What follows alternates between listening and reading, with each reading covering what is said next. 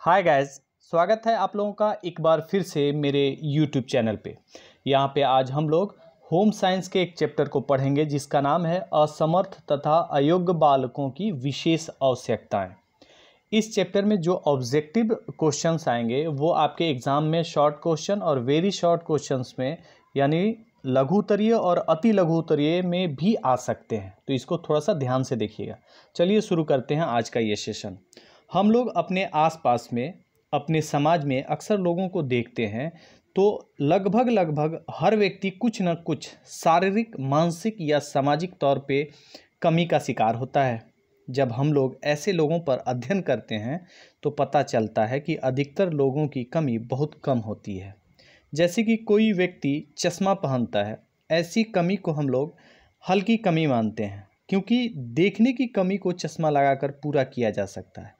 इसी तरह जब किसी को कम सुनाई देता है तो उस कमी को वह हियरिंग लगाकर पूरा कर लेता है। ये सारी चीज़ें विकलांगता के दायरे में ही आता है, लेकिन कुछ लोगों की कमी यानी कि विकलांगता को आसानी से नहीं दूर किया जा सकता है। जैसे कि पोलियो की बीमारी अगर किसी को हो जाए जिसके चलते वह व्हील चेयर के सहायता से ही चल सकता है, अदरवाइज वो चलने के काबिल नहीं होता है। कुछ विकलांगता दिमागी तौर पर बहुत ही जटिल होती है जिसको आसानी से दूर नहीं किया जा सकता है। इसका उपचार बहुत ही कठिन होता है। इसी प्रकार बचपन में भी यह समस्या किसी बालक को हो सकती है। वह गंभीर विकलांगता का शिकार हो सकता है या हल्की विकलांगता का भी। विद्यालय में ऐसे बच्चे आते हैं जिनको कम दिखता हो, कम सुनता हो, कम सुनाई देता हो, वो मंदबुद्धि बालक हों। कुछ बच्चों को उच्चारण का प्रॉब्लम होता है, वह कुछ को कुछ बोल देते हैं, कुछ बच्चे बोलने में हकलाते हैं। इसके अलावा और भी बहुत सारी दिक्कतें होती हैं। इन्हीं के बारे में आज हम लोग जानेंगे। तो चलिए शुरू करते हैं आज का क्वेश्चन आंसर। पहला क्वेश्चन कहता है कितने प्रतिशत स्कूली बच्चों को विशिष्ट सहायता की आवश्यकता होती है। आंसर होगा 15% बच्चों को।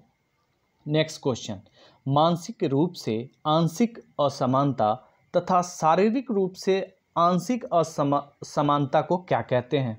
आंसर होगा इसे हम लोग क्षति कहते हैं।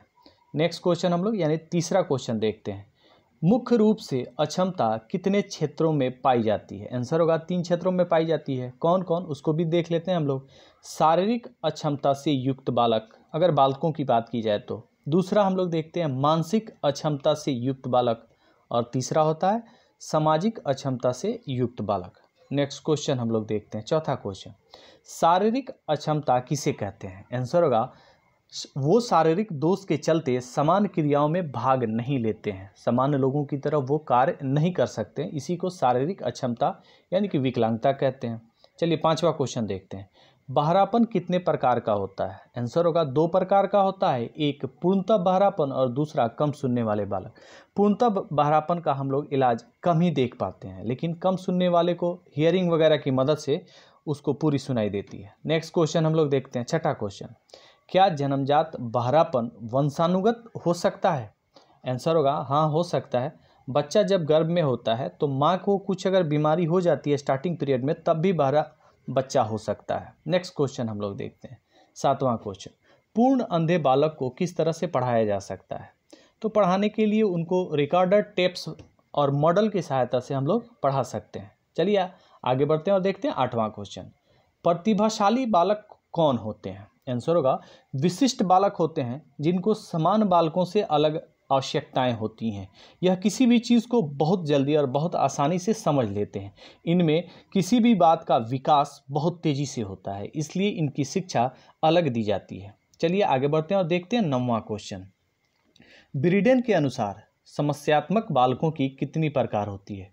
ब्रीडेन ने कहा कि बालकों में समस्या 28 प्रकार से ज़्यादा होती है, 28 प्रकार की समस्याएं होती हैं।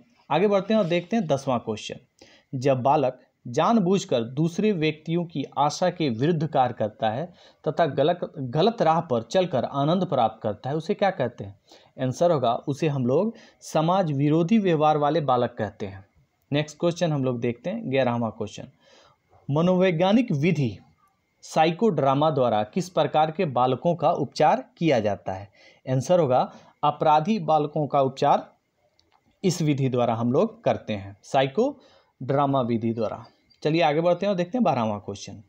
विशेष शिक्षा की आवश्यकता किस प्रकार के बालकों को होती है? आंसर होगा अक्षम बालकों को विशेष प्रकार की शिक्षा दी जाती है। नेक्स्ट क्वेश्चन हम लोग देखते हैं 13वां क्वेश्चन। सामाजिक रूप से असमायोजित बच्चे कैसे होते हैं? आंसर होगा जब बच्चे समाज के सामाजिक तौर तरीकों को नहीं अपनाते हैं, वो उदंडता करते हैं, वो अपने ही राग अलापते हैं, उन्हें हम लोग कहते हैं। आगे बढ़ते हैं और देखते हैं 14वां क्वेश्चन।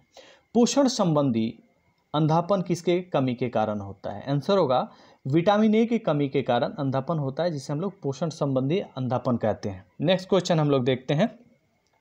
अंधे बच्चों के शिक्षण के लिए कौन सी विधि प्रयोग में लाई जाती है? आंसर होगा ब्रेल विधि का प्रयोग अंधे बच्चों को पढ़ाने के लिए किया जाता है। नेक्स्ट क्वेश्चन हम लोग देखते हैं, यानी कि 16वां क्वेश्चन। सांकेतिक भाषा द्वारा किस प्रकार के बच्चों को पढ़ाया जा सकता है? आंसर होगा गूंगे बच्चे और बहरे बच्चों को सांकेतिक विधि द्वारा पढ़ाया जाता है। नेक्स्ट क्वेश्चन हम लोग देखते हैं 17वां क्वेश्चन। कृत्रिम अवयव भारत में कहाँ बनाए जाते हैं? आंसर होगा ये राजस्थान के जयपुर में बनाए जाते हैं। आइए हम लोग बढ़ते हैं नेक्स्ट क्वेश्चन की तरफ। प्राकृतिक असमर्थता किसको कहते हैं? आंसर होगा जो असमर्थता जन्म के समय से होती है, यानी जो जन्मजात हो उसी को हम लोग प्राकृतिक असमर्थता कहते हैं। नेक्स्ट क्वेश्चन हम लोग देखते हैं 19वां क्वेश्चन। वह बालक जिसकी शारीरिक, मानसिक, भावनात्मक तथा सामाजिक क्षमताएं समान बालक से हटकर होती है, उसे क्या कहते हैं? आंसर होगा असमर्थ बालक हम लोग उसे कहते हैं। नेक्स्ट क्वेश्चन यानी 20वां क्वेश्चन। बच्चों में असमर्थता कब कब हो सकती है? आंसर होगा जन्म से पूर्व भी, यानी कि माँ के गर्भ में, जन्म के समय या जन्म के बाद में भी। नेक्स्ट क्वेश्चन हम लोग देखते हैं, यानी 7वां क्वेश्चन।